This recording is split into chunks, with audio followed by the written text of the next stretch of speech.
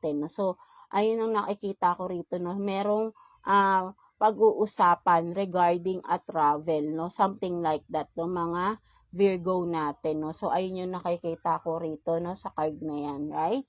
No? So, yeah. Let's see ano namang message advice sa inyo ni Universe. No?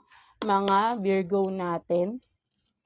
Message advice sa inyo ni Universe, Virgo, please. Tingnan natin. So, you have this murky waters. No? So, for some of you, Virgo, nagkaroon ng clarity. For some of you, meron kayo may mga bagay-bagay na naliwanagan kayo. I don't know, kayo lang din nakakaalam nito kung ano man itong may mga nagkaroon ng clarity. Kumbaga, kalinawanan,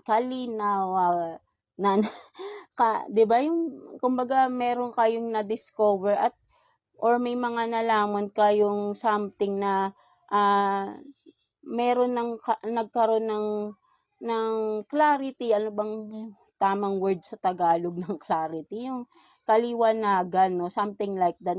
Naliwanagan kayo sa isang bagay or sitwasyon at ngayon, from that, no, siguro ay may mga dapat kayong gawin, no? Something like that, or i-decision, no? Something like that, because may mga nalaman na kayong katotohanan, no? Regarding that situation or kung ano man yan, right? No? So, sinasabi sa'yo ni Universe dito, ngayon malinaw na, alam mo na lahat, ang totoo, or kung ano man, no? Alam mo na lahat, naliwanagan ka na sa isang bagay, right?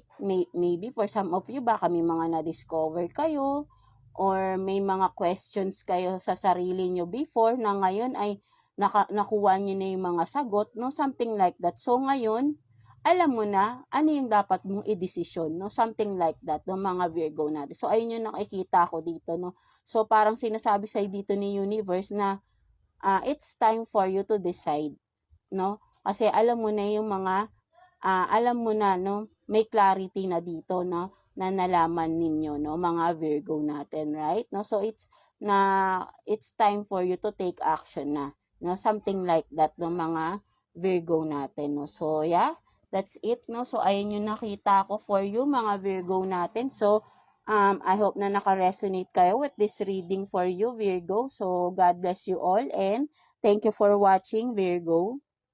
So yeah, no, let's continue with you, Capricorn. So, kamusta kayo dyan, mga Capricorn natin, no? Tignan natin, energy checking and possible na paparating sa inyo, mga Capricorn, and message advice ni Universe for you.